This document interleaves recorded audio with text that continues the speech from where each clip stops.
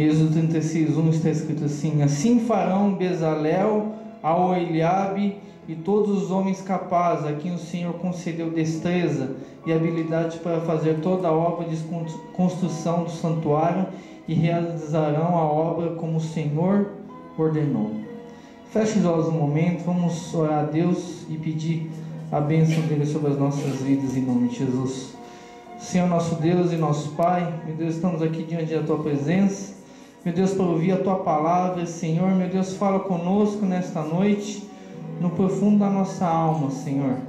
Meu Deus, fala ao nosso coração, fortalece as nossas vidas, meu Deus, que a gente possa aprender um pouco mais da Tua palavra, Senhor, que possamos ser fortalecidos espiritualmente, Senhor. Meu Deus, fala a cada coração, me capacita a ensinar e capacita o Teu povo, meu Deus, a receber a palavra e venha se alimentar dela, meu Deus. Abençoa poderosamente. É isso que nós te pedimos. Trabalha de acordo com a Tua vontade, em o nome de Jesus. Amém. Amém, irmãos? Semana passada a gente parou lá no capítulo 34 de Êxodo, e hoje a gente já pulou para o 36. Por quê? Porque agora vai começar a falar sobre o tabernáculo de Deus. Ele vai começar a falar sobre o tabernáculo que vai ser construído no deserto. Hoje vai ser meio que um estudo mesmo, que vai ter até slide aqui, eu vou mostrar para os irmãos terem ideia do que era o tabernáculo do Senhor, amém? E fala que Bezalel e Aholiabe, eles foram capacitados por Deus, com o poder de Deus, para fazer aquela obra de construir o tabernáculo. E eu já dei esse estudo uma vez em outra igreja, e o tabernáculo de Moisés, ele é um tipo de Cristo. Só que eu lendo e meditando, Deus me mostrou que também pode ser a vida espiritual daqueles que são de Deus. Hoje eu vou mostrar cada parte do templo e o que tem a ver com a nossa vida, a parte do templo. Você vai entender hoje. Eu dei isso em outra igreja, foi bênção. Eu creio que aqui vai ser bênção também. Então presta atenção aqui, ó. Ele fala assim que ele teve que capacitar 2 homens para fazer esse tabernáculo. Homens normais não conseguiriam fazer aquilo que seria o tabernáculo de Deus, era impossível. Então Deus encheu eles do Espírito Santo, capacitou.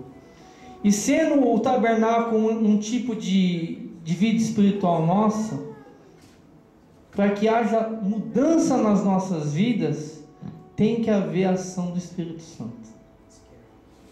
Ninguém dentro da igreja muda pela força do pastor, pela boa vontade do pastor, pelo amor do pastor, não.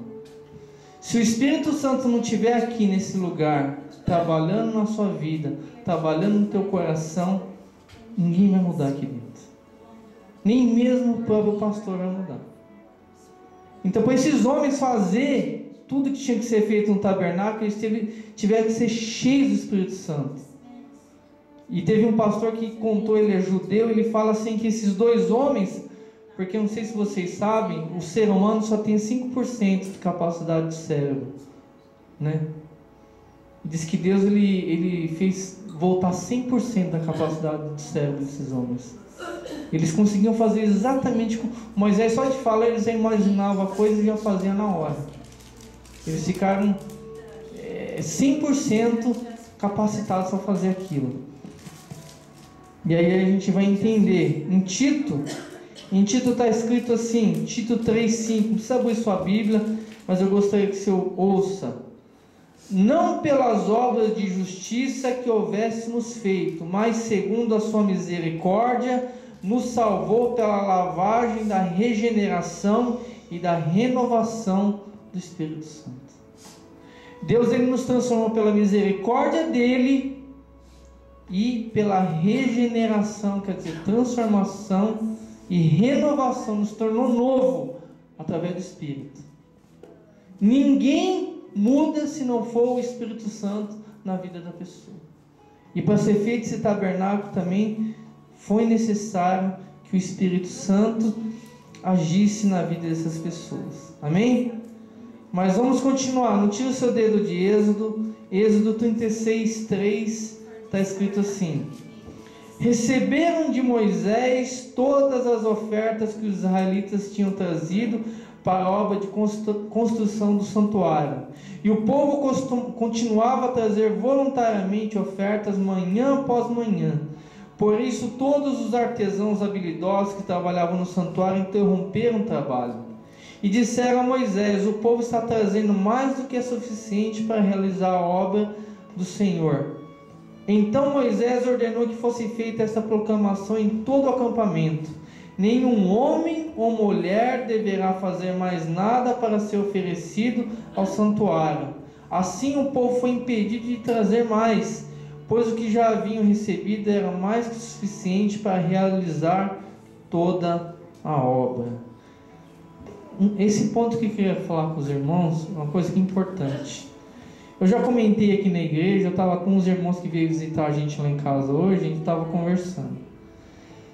Infelizmente, em muitos lugares, igrejas, a gente vê uma excessiva insistência em pedir oferta e pedir dízimo para as pessoas. E muitas pessoas deixaram de ir na igreja por causa disso. E eu aqui já falei, se vai ser pela obra do Espírito Santo aqui também. Quem quiser dar, que Deus vai tocar, a pessoa vai vir com toda alegria e ela vai colocar. E é o exemplo que a gente tem aqui. Moisés falou assim, traga ofertas para a gente fazer o tabernáculo. O pessoal começou a trazer. Trazia. Chegou lá que já deu. Já estava suficiente. Só que eles continuaram trazendo mais. E teve que Moisés mandar avisar: para, não traga mais nada. E eu falando com os irmãos hoje brincando: você já viu algum pastor falar assim: não precisa trazer mais dinheiro não, não precisa trazer muita oferta, já tá bom. Você já viu alguma igreja alguém falar isso? Impossível, né? Mas aqui aconteceu isso. Não traz mais nada, não traz mais nada, já é suficiente. Então, quando as pessoas têm amor por Deus, amor pela obra, naturalmente as pessoas vão trazer para o Senhor. A gente não precisa falar nada. Não precisa. Se pode pedir? Pode, sem insistência. Pedir uma vez, acabou. Deus tocou, trouxe, não tocou, não traga, e assim por diante. Então esse aqui é um exemplo que a gente tem quando as pessoas têm um coração voltado para fazer as coisas para Deus. 2 Coríntios 9:7 está escrito assim: cada um contribua segundo propôs no seu coração, não com tristeza, não por necessidade, mas porque Deus ama ao que dá com alegria. Deus, Ele ama aquele que dá com alegria. Mas agora a gente vai entrar na história do tabernáculo. Eu vou mostrar o tabernáculo para os irmãos aqui. E a gente vai começar a entender essa história.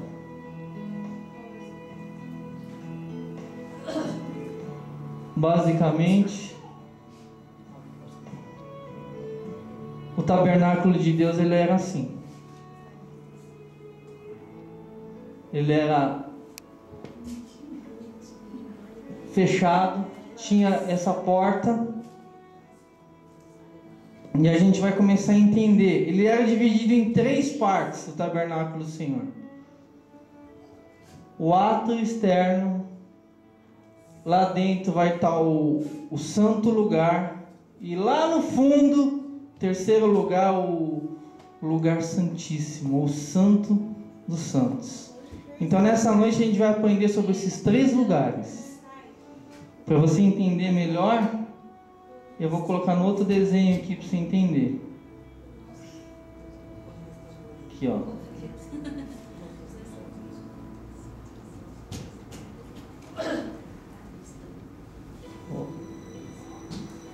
Tá vendo? Lá é a porta. Entra. O que tem aqui? O altar do holocausto e a pia, não é isso? A pia de bronze. Então vamos entender isso aqui. Primeiro, eu falei que isso representa a nossa vida. Esse tabernáculo, ele vai representar a nossa vida. Corpo, alma, espírito. As três partes da nossa vida. E os três níveis de comunhão que a gente pode ter com Deus. Então entenda aqui. Por que eu falo que é tabernáculo? Segura aí em Êxodo 36, vai lá para 2 Coríntios 5:1.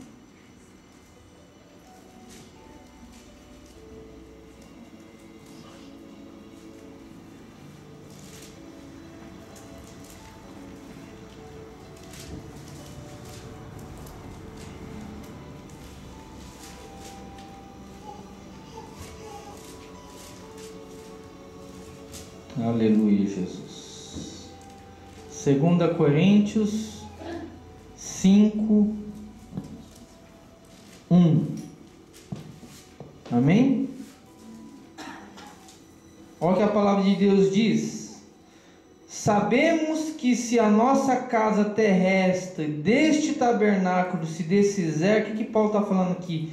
Se o nosso tabernáculo terrestre se desfizer, se esse corpo que a gente está aqui agora se desfizer, temos da parte de Deus um edifício, casa não feitas por mãos, eterna nos céus. Se esse nosso corpo se desfizer, Deus está falando que a gente tem um lugar com Ele lá no céu, eterno. Então isso mostra que o nosso corpo pode ser representado pelo tabernáculo. Então começa por lá. Como que começa a vida espiritual de uma pessoa? Como que você entra no tabernáculo? Pela porta, não é isso? E a Bíblia diz que o tabernáculo só tinha uma porta.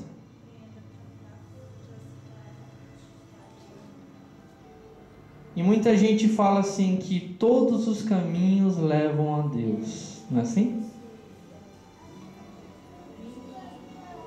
Mas a Bíblia fala que não. A Bíblia fala que não.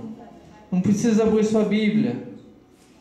João 10:9 está escrito assim: Jesus falando: eu sou a porta. Se alguém entrar por mim, salvar-se-á, entrará, sairá e achará pastagem. Se o tabernáculo é um tipo de Cristo, você entrar em Cristo, a vida em Cristo, tem que entrar pela porta. Diz que Ele é a porta.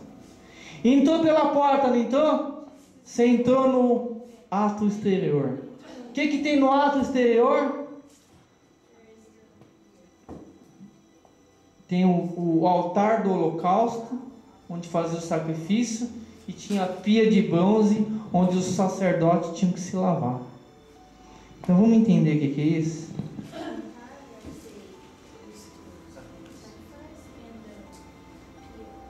Para adiantarmos, eu não vou pedir para você abrir a Bíblia, eu vou estar lendo, eu gostaria só que você prestasse atenção. Eclesiastes 5:1 está escrito assim: guarda o pé quando entrares na casa de Deus. Chegar-se para ouvir é melhor do que oferecer sacrifício de tolos, pois não sabem que fazem o mal. Quando a gente começa na vida cristã, quando a gente se converte, a gente aceita Jesus, não aceita? Quando você aceitou Jesus, você entrou pela porta. Você entrou pela porta, a primeira coisa que você tem que fazer? Sacrifício. Você começa a abrir mão de coisas na sua vida, não começa? Oferta um sacrifício. Oferta um sacrifício. Você vai ter que sacrificar uma série de coisas. Mas Eclesiastes está falando aqui que guarda, que toma cuidado quando você entrar na casa de Deus. Para você não oferecer sacrifício de tolo. É o que eu estava comentando com a irmã na minha casa hoje. Tem gente que dá oferta, dá dízimo, faz uma série de coisas dentro da igreja como sacrifício para Deus. varre a igreja, limpa a igreja, mas às vezes a vida da pessoa está cheia de pecados. Está fazendo tudo de qualquer jeito para Deus lá fora. E o que Deus está falando aqui? Que é melhor você chegar e ouvir. Tem gente que dá oferta, dá dízimo, ajuda na igreja, na hora da pregação não está nem prestando atenção na pregação. Deus está falando, ouça, presta atenção. Porque se você não ouve, sabe o que acontece? Você não tem fé. A Bíblia diz que a fé vem pelo ouvir e ouvir a palavra de Deus. Tem gente que... Eu já fui em igreja que a pessoa toca aqui no louvor da igreja. Começou a pregação, a pessoa sai para fora e vai falar no celular. Como que pode isso? Ela está fazendo um sacrifício dela, louvando aqui para a igreja, mas chega na hora da pregação, que é a parte mais importante, ela vai sair para falar no telefone com os amigos.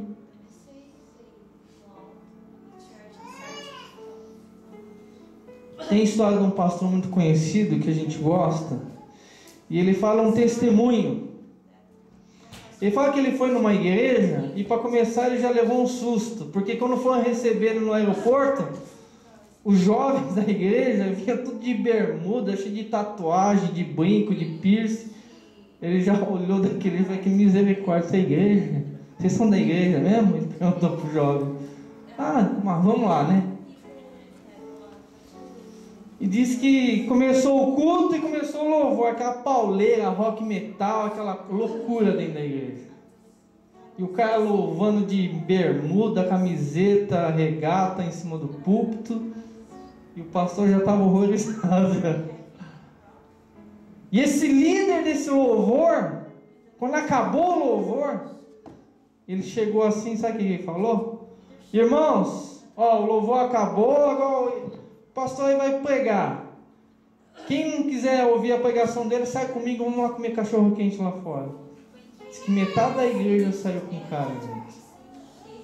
O pastor ficou horrorizado, né? Ele teve que aguentar 2 dias assim nesse ritmo. Ele teve que pregar 3 dias nessa igreja. Diz que no último dia ele soltou os cachorros. Quando esse rapaz falou: irmãos, quem que vai sair comigo? Peraí, irmão, calma aí um pouquinho. Não, eu estou quieto aqui esses 2 dias, não falei nada. Não, fica aí, irmão. Senta aí, ouve eu pregar um pouquinho. Não, vai ser bom para você. E diz que aquele líder de louvor, que disse que ele que mandava na igreja, ele falou assim: ah, vamos sentar e vamos ver o que isso aí tem para falar para a gente. E sabe o que aquele pastor falou? Fez? Ele se levantou, ele apontou o dedo para aquele grupo de louvor e falou assim: se eu sou homem de Deus agora, vocês vão cair tudo endemoniado aqui. Ele só terminou de falar, todo mundo começou a cair endemoniado, todo mundo arrebentar instrumento, começou a destruir a igreja inteira. E o pastor falou: misericórdia, eu estou no meio de que aqui? Isso aqui, esse povo não é crente não. Disse que Deus fez um trabalhar naquela igreja, aquele pessoal do louvor se converteu através do poder de Deus, gente. Então não adianta a gente ficar fazendo muita coisa dentro da igreja, mas está errado com Deus. Não adianta. Você vê gente que está no louvor, mas está cheio de demônio no corpo. Não pode. E a gente entra pela porta. Então a gente pode sacrificar? Pode. Mas a gente tem que ouvir a Deus.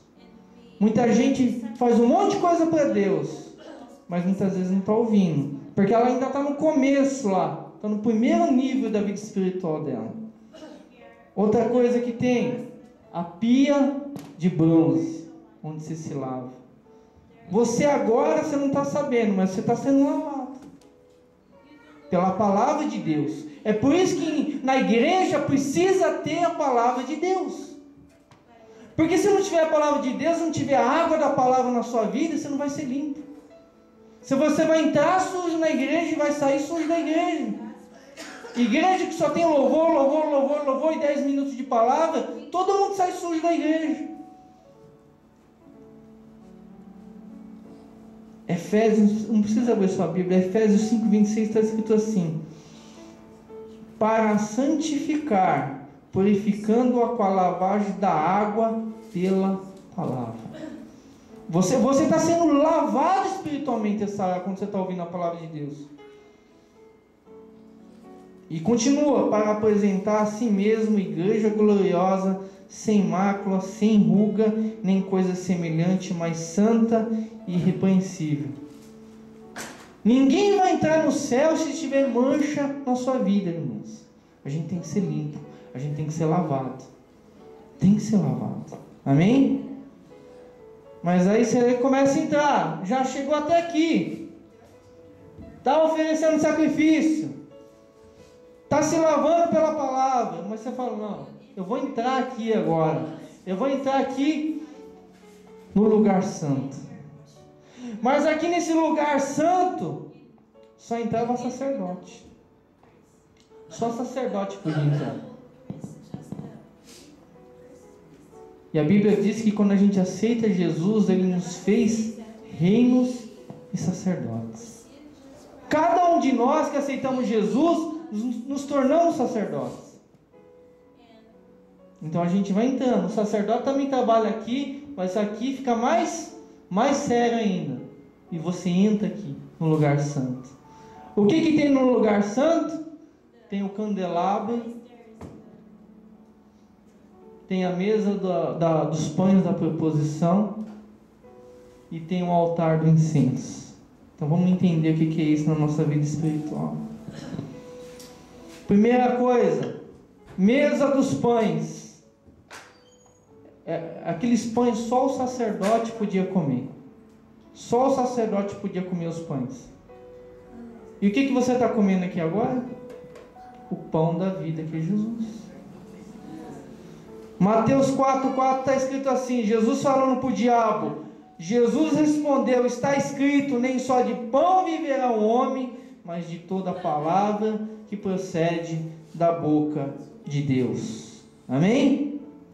Então, aqui você começa a se alimentar mais da palavra. Você começa a se firmar mais com Deus. Esse castiçal aqui, esse candelabro, o que ele representa? Eu vou pedir para você abrir sua Bíblia. Vai na tua Bíblia, lá em Apocalipse 1:4.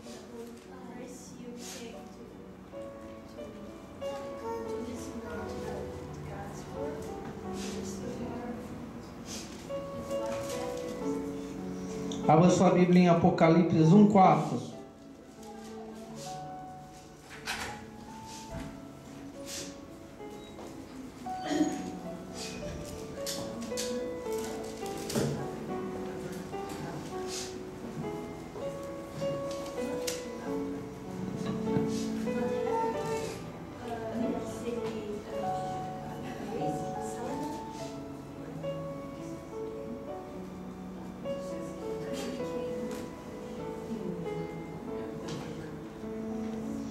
Tá vendo aqui, ó?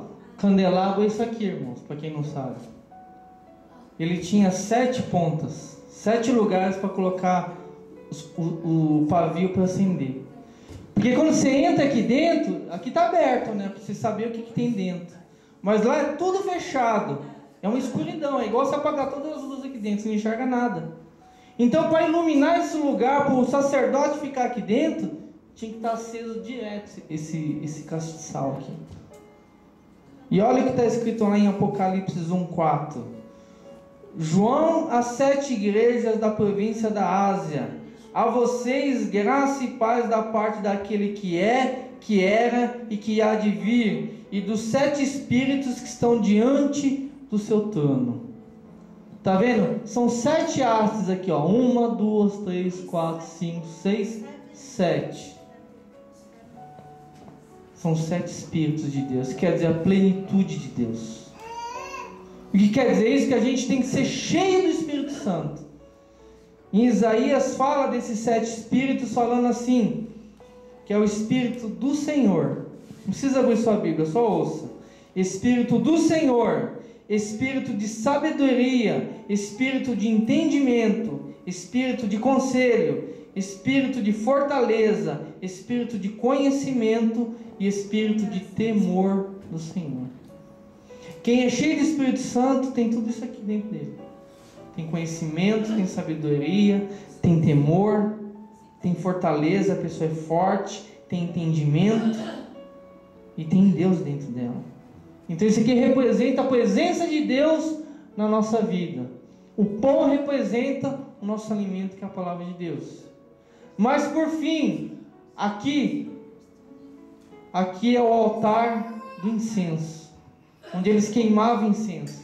Hoje em dia você vê incenso, né? Nessas lojas que vendem coisa da Índia, essas coisas, tem incenso, né? Você acende o negocinho e começa a sair fumaça. E naquela época o sacerdote tinha que estar sempre queimando incenso. E o que quer dizer esse incenso na nossa vida? Abra sua Bíblia, Apocalipse 5:8.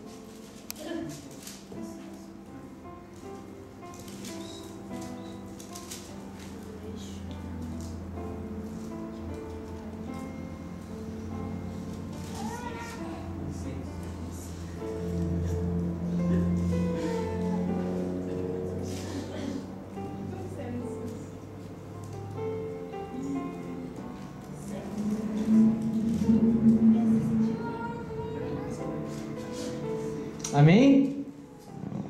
Se abriu lá em Apocalipse 5:8, a palavra de Deus diz assim: e havendo tomado o livro, os 4 animais e os 24 anciãos prostraram-se diante do Cordeiro, e tendo todos eles harpas, salvas de ouro, cheias de incenso, que são as orações dos santos. Quando você chega aqui nesse nível de espiritualidade com Deus, você está se alimentando da palavra, você está cheio do Espírito Santo e você está sempre orando a Deus. A Bíblia diz que toda oração que a gente está fazendo, ela começa a subir igual fumaça. E Deus está guardando tudo isso dentro de taças. Todas as orações dos santos estão sendo guardadas. Quer dizer, não pensar, Deus não está me ouvindo, não. Deus está te ouvindo. Deus está te ouvindo. Amém? E você já chegou nesse nível de espiritualidade. Mas tem um outro nível ainda maior do que esse, que é o Santíssimo Lugar, que é esse aqui. É o lugar onde estava a Arca da Aliança, né? A Arca de Deus. Esse é o lugar que você vai, é o lugar onde você tem mais intimidade com Deus. Abra sua Bíblia em Salmos 25:14.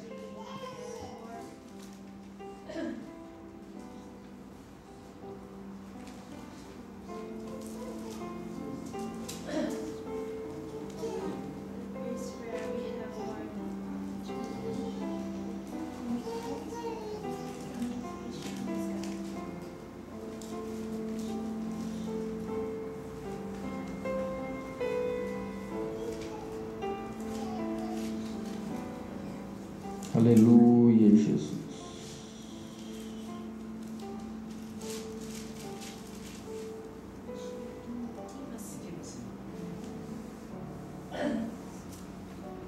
Amém?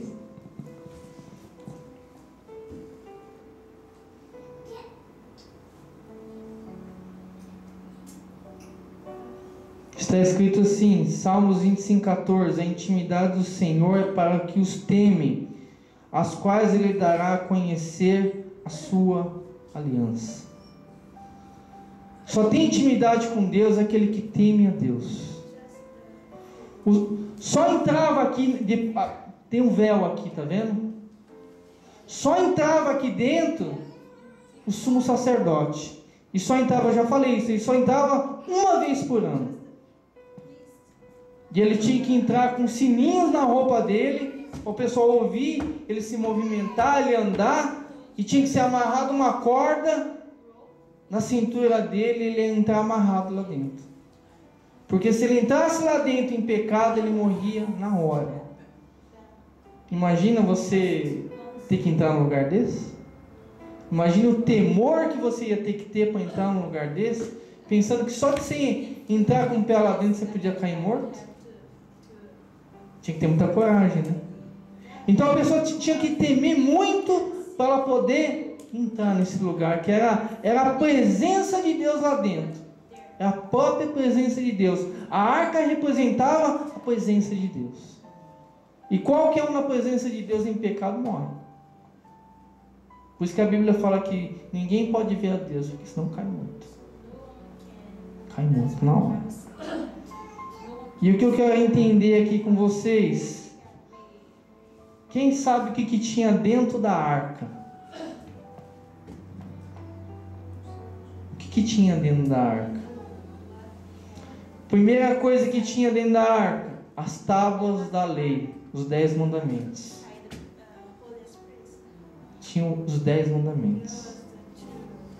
A palavra de Deus, irmãos, ela é a própria presença de Deus nas nossas vidas. Por isso que precisa haver a palavra de Deus dentro de você e precisa haver a palavra de Deus dentro da igreja. Porque representa a presença de Deus nas nossas vidas. Pessoa que não sabe nada da Bíblia, igreja que não prega a Bíblia, Deus não está nesse lugar. Deus não está. Então a gente precisa da palavra. Outra coisa que estava dentro da arca, o pote de maná. Lembra que nos 40 anos no deserto, Deus fazia chover o maná no deserto para eles comer? Todo dia eles tinham que pegar um pouquinho, fazia bolo, fazia o que eles tinham que fazer. Diz que Moisés guardou um pouco no potinho e deixou dentro da arca. Isso representa o nosso alimento, irmãos, mas representa a nossa dependência de Deus. O que Deus falou? Só pega para um dia. Não pega para 2 dias, para 3 dias. Porque se você pegar para 3 dias, para 2 dias, virou o dia, vai estar tudo podre, vai estar tudo fedendo. Então você depende de dia após dia. É difícil, né, irmão? Você depender de Deus. A gente precisa aprender a depender de Deus, irmãos. Ah, não, eu preciso fazer aquilo, eu preciso fazer aquilo outro. Eu estava conversando com um casal ontem de bolivianos. Eles estão há pouco tempo aqui no Japão. Ele queria mexer no nave lá, não sabia ler japonês, eu fui ajudar ele. E eu falei para eles, eu sou pastor, dei um panfleto para eles. Vem na igreja, vem buscar Deus. Eu não estou te apresentando religião nenhuma. Mas a gente precisa de Deus, a gente precisa da palavra de Deus nas nossas vidas. Porque a palavra de Deus que nos guia, ela que nos dá direção para fazer tudo na nossa vida. A gente aprende quando a gente começa a praticar a palavra de Deus, a nossa vida começa a mudar. E eu falei para ele, não é só isso não. Você tá preocupado, eu tenho que fazer zangueô, eu tenho que trabalhar, eu tenho que fazer isso, eu tenho que fazer aquilo. Você cai morto amanhã. Vai adiantar o teu zangueô, vai adiantar o teu trabalho, você vai perder tudo. Então a gente tem que ir na igreja para aprender sobre a nossa salvação. Eu falei para ele. Ele falou, é verdade. Aí a mulher que estava atrás, ela comentou, meus pais, a minha filha está indo lá na igreja, lá no Bolívia. Eu falei, então, eles estão certos de ir, e vocês precisam entrar. Não fica só pensando em trabalho, só está 2 anos aqui. Tem gente que só pensa, não, eu tenho que trabalhar, não. Todos temos que trabalhar, todos temos que ter o nosso sustento, mas é o que eu falei para eles, o controle, irmãos, da nossa vida não está nas nossas mãos. A gente não sabe se a gente vai estar vivo amanhã. Então, melhor você cuidar primeiro da tua alma, depois que a tua alma estiver bem, você faz o que você precisa fazer. Mas a maioria das pessoas elas não estão preocupadas com isso. Elas estão correndo para lá e para cá. E a última coisa que está dentro da arca é a vara de Arão que floresceu. O que é essa vara de Arão que floresceu? Para quem não conhece a história, Moisés ele entrou lá dentro. Moisés na época não tinha esse tabernáculo ainda, era só uma tenda aqui, era só essa parte, com a arca lá dentro, e só Moisés podia entrar lá dentro. E Moisés, ele entrava lá dentro. Deixa eu ver se tem a imagem aqui da arca para mostrar para os irmãos.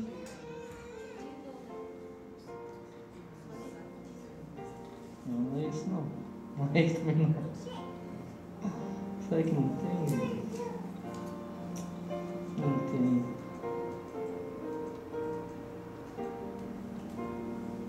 Olha, esse aqui é o sumo sacerdote. Olha como ele se vestia.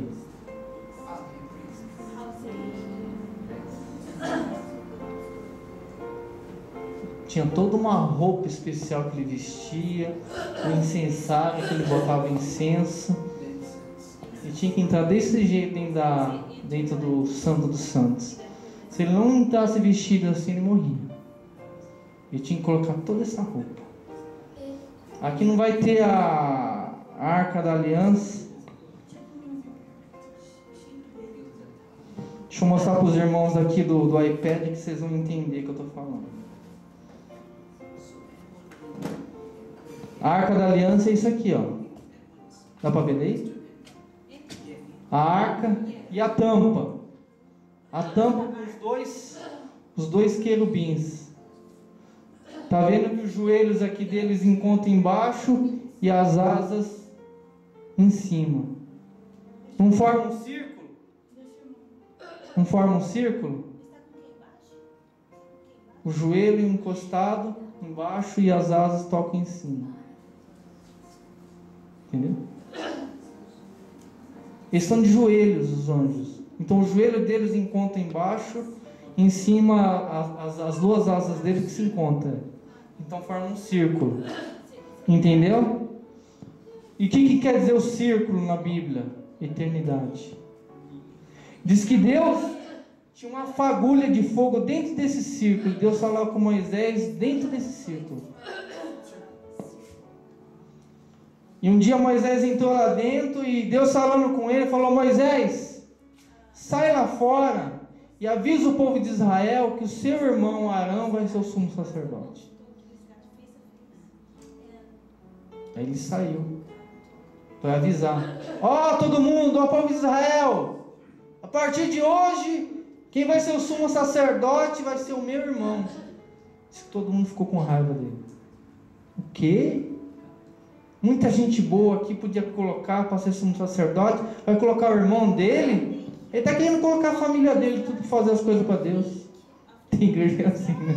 O pastor bota o irmão, bota o tio, a irmã. E todo mundo ficou com raiva de Moisés, e todo mundo queria pegar e apedrejar Moisés. E Moisés ficou com medo, correu para dentro da tenda de novo para falar com Deus. Ô Deus, por que você faz isso comigo, Deus? Eles estão querendo matar lá fora. Deus falou assim: para mostrar para eles que eu escolhi o teu irmão, pega os 12 líderes de cada tribo e manda trazer um galho seco na mão, os 12, e traz aqui na frente da tenda aqui, ó. Aí veio todo mundo, os 12. Pega esse galho seco, cada um faz um buraco, enterra para ninguém ver mais. Amanhã a gente vai voltar aqui, Deus falou. E aquele que eu escolhi, o galho dele vai crescer, vai nascer. Aí diz que no dia seguinte, quando eles voltaram, tirou de uma tribo, nada, tirou da outra, nada, tirou da outra, nada, tirou da outra, nada. Quando chegou na de Arão, tinha brotado uma rosa de sarão. E embaixo do galho ainda tinha como que fala? Esqueci o nome do negócio. Amêndoas. Tinha um cacho de amêndoas. Almondo. Quer dizer, de um dia para o outro, irmãos, floresceu. Impossível isso.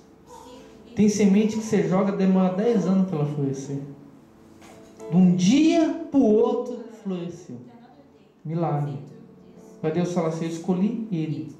Então o que quer dizer isso? Que Deus, Ele confirma, quando a gente tem intimidade com Ele, Ele confirma que Ele nos escolheu. E Ele mostra para todo mundo que Ele nos escolheu.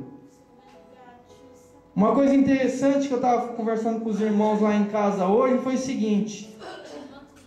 Infelizmente hoje, irmãos, a gente vê muitos lugares aí que pessoas são levantadas sem direção nenhuma. Coloca só porque o irmão é bonzinho, dá dízimo, bota de diácono, bota de presbítero, bota de não sei o que, bota de pastor. E a gente vê um monte de gente causando um monte de problema dentro da igreja. Quando Deus escolhe a pessoa para ser algo dentro da casa dele, Deus, Ele chama desde o começo lá. E eu não cheguei aqui de pastor do nada. Eu, quando era obreiro ainda, o cargo mais baixo na igreja, quando era cooperador dentro da igreja, muitas vezes eu estava aconselhando alguém dentro da igreja, chegava alguém novo na igreja, a pessoa batia o olho e falava: "Você é o pastor da igreja?" Eu: "Não, não sou pastor não, eu sou obreiro." Mas desde aqueles dias Deus já estava falando: "Você vai ser pastor." As pessoas enxergam, Deus mostra para as pessoas. E em várias igrejas eu tive essa experiência. A pessoa chega para mim: "Oh, o senhor é pastor?" E já vem pedir ajuda para mim. Por quê? Porque desde o começo, o que o pastor tem que fazer? Pastorear, gente. Pastorear é cuidar de cada alma. Sentar com a pessoa, conversar, aconselhar, mostrar a Bíblia para a pessoa. Tem pastor que nem faz isso. Acabou o culto, ele vai para a sala dele e o resto que se vira. Não. Eu desde o começo, antes de ser obreiro, eu era membro da igreja, eu já aconselhava, já ensinava a Bíblia para as pessoas na casa de Deus. Então Deus, Ele mostra quem vai ser dele e quem não vai ser dele. Quem Ele escolheu, esse vai ser isso, esse vai ser aquilo. Então não é vontade de homem, não, irmãos. É vontade de Deus. Quando o povo duvidou, não, mas ele é teu irmão. Deus mostrou para todo mundo: nasceu. De um dia para o outro. Deus, Ele mostra. Deus, Ele fecha a boca de todo mundo que fala: "Não, você não. Não, você. Não, o Roberto é pastor." Não, isso está errado.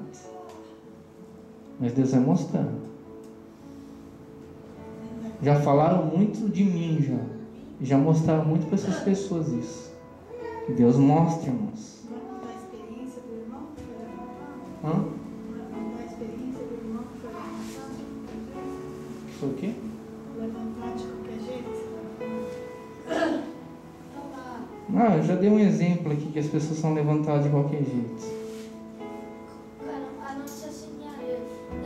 Isso aqui são 12 pedras preciosas.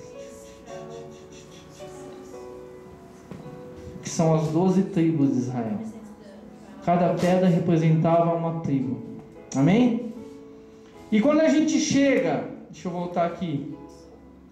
Quando a gente chega nesse...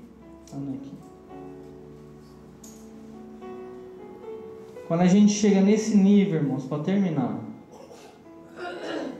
A gente começou aqui, não foi? Então aqui, começamos a sacrificar, começamos a ser lavados pela palavra. Então mais para dentro, estamos se alimentando da palavra, estamos sendo cheios do Espírito Santo. Estamos orando a Deus, derramando incenso para Deus.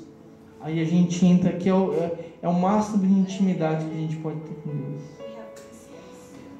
Moisés, que foi ordenado fazer esse tabernáculo, ele era um exemplo de intimidade com Deus. Deus falou: "Eu falo com Moisés como qualquer um fala com seu amigo, face a face."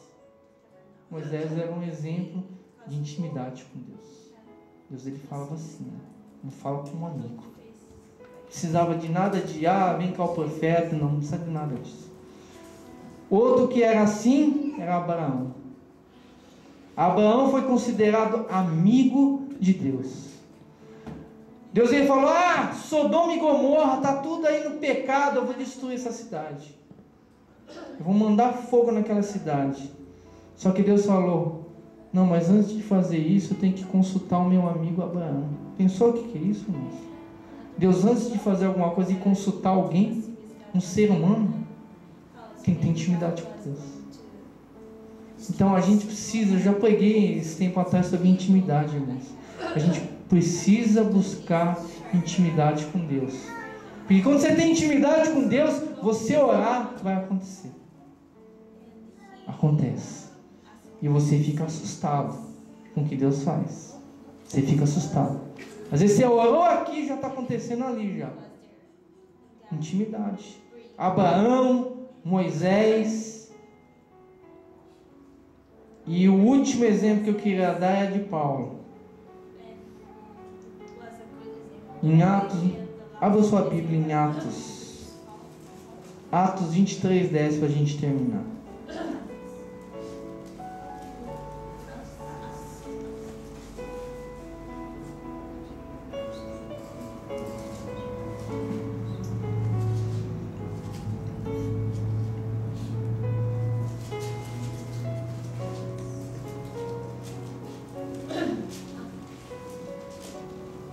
Atos 23:10.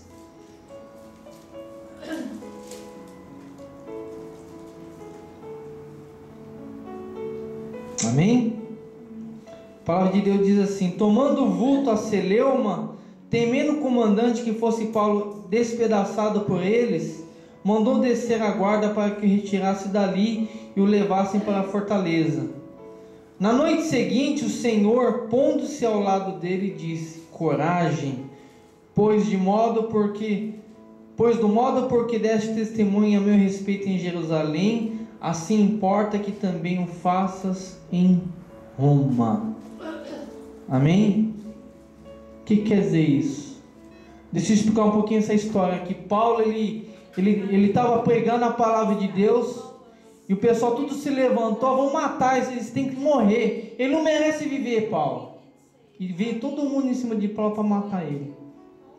E diz que esse comandante veio com a guarda, com soldados, e afastou todo mundo e pegou Paulo. E levou para a fortaleza para ele não ser morto. E quando Paulo estava lá na fortaleza, a Bíblia diz que Jesus veio do lado dele. Imagina o que é isso? Jesus veio do lado dele e falou: Paulo, assim como você deu testemunho em Jerusalém, importa que você vai para Roma, então não se preocupe, você não vai morrer. E a pessoa de Jesus fala para você: ó, tá acontecendo tudo, ó, deu um tsunami aqui, ó, você está na frente do tsunami, e Jesus sentado do teu lado e fala: não se preocupe, você não vai morrer. Pensou que segurança que você vai ter na hora? Tá tendo um destino agora, aquele forte que estão falando que vai dar. Jesus chega para ele: não se preocupe, você não vai morrer. Intimidade com Deus. Paulo tinha intimidade com Deus. E Paulo, ele não morreu, ele foi até Roma e deu testemunho que ele tinha que dar. Ele morreu lá em Roma, porque foi vontade de Jesus. Irmãos, quando a gente está com Deus, nada vai acontecer que não for vontade de Deus nas nossas vidas. A Bíblia diz que não vai cair um fio de cabelo nosso sem que Deus permita. Um fiozinho não vai cair. A Bíblia diz que todos os fios da tua cabeça estão contados. Todos. Alguém sabe quantos fios de cabelo tem na cabeça? Alguém sabe aqui? Então, essa semana vocês contam, na semana que vem eu quero que todo mundo me conte quantos tem. Quando você começar a contar, você vai tomar banho, já cai uns 20, 30, você já perdeu as contas. Já. Mas Deus sabe cada fio de cabelo que tem na nossa cabeça. Então a gente tem que ter segurança em Deus, irmãos. Nada vai acontecer sem a permissão de Deus. Deus está no controle de todas as coisas. Amém? Então a gente tem que avançar naquele tabernáculo. A gente não pode ficar na porta, a gente não pode ficar no ato exterior, a gente tem que ir entrando para dentro, até chegar lá na arca. Muita gente para lá no começo. Não, a gente tem que seguir. E essa é a minha esperança para cada um de vocês aqui, que vocês venham estar desenvolvendo. Daqui a pouco cada um está fazendo a obra de Deus aqui no Japão. Essa é a minha esperança. Essa é a minha vontade. Você vê ele, rapaz, aqui, está trazendo um sobrinho dele. Já trouxe o sobrinho. É primo? A Cousin é primo, né? Me confundi com sobrinho. É primo. Desculpa a tradução errada. Você está entendendo? Aí você para pensar, mas por que ele trouxe? Porque está sendo bom para ele, ele também traz a outra pessoa. Porque ele sabe que vai ser bom para aquela pessoa também. Esse que é o sentimento que o cristão tem que ter. Eu estou vindo na igreja, está me fazendo bem. Eu quero que faça bem para outras pessoas. Eu vou chamar outras pessoas para vir. Vai ser uma coisa natural. É natural, gente. Você assiste um filme bom, você não vai lá falar para outra pessoa: olha, assisti um filme, nossa, aluga lá que é bom. Você não recomenda? Recomenda um filme bom para os outros, você não recomenda um restaurante bom para as pessoas. Vai num depato bom, você fala: ó, aquele depato lá em sei lá, em Nagoya, nossa, tem muita coisa lá, vai lá para você ver. Você não recomenda? Muito mais a gente tem que recomendar Cristo para as pessoas, porque está fazendo bem as nossas vidas. E a gente fala: Deus já está trabalhando no coração deles. Por quê? Porque a vontade de Deus dele está aqui e ele veio pela vontade de Deus. Deus é que traz, irmãos. Amém? Então guarda isso. Hoje, mais uma vez, através do tabernáculo, a gente entendeu os níveis de intimidade que a gente pode ter com Deus. Amém? Guarda isso no teu coração. Não. Eu esqueci, eu passo o tempo aqui. O nosso visitante, a gente agradece dele ter vindo, é o Yudi, ok? Yudi. Ele vem nos visitar. Seja bem-vindo, né? Fala para ele. Que venha outras vezes, que possa vir outras vezes. E a gente está muito feliz dele ter vindo, né? E que nós vamos estar orando por eles, para que Deus venha abençoar a vida deles. Fala comigo.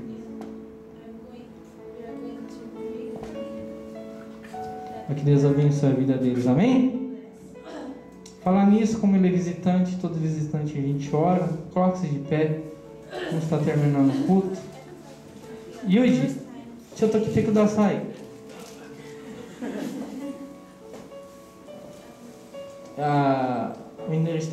してもいいですか? じゃあ、閉じてください。目を閉じてください。目を close your eyes. Estenda as mãos aqui. Senhor meu Deus, Senhor meu Pai, eu peço abençoa a vida do Yudi, Senhor. Meu Deus, vem sobre a vida dele. Eu agradeço, meu Deus, dele ter vindo à tua casa. Meu Deus, eu creio que foi da tua vontade, Senhor. Abençoa, fortalece. Guarda ele de todo mal, Senhor, que ele possa vir outras vezes, que ele possa ser abençoado, meu Deus, através da palavra que ele ouviu hoje, Senhor, que ele possa, meu Deus, ser bênção, meu Deus, no futuro, meu Deus, ser um instrumento nas suas mãos. Abençoa a vida dele, abençoa a vida do Akira, Senhor, e que eles possam, meu Deus, serem futuros instrumentos nas tuas mãos. É isso que nós te pedimos e agradecemos em nome de Jesus. Amém. Thank you. Amém, irmãos? E é isso. Se você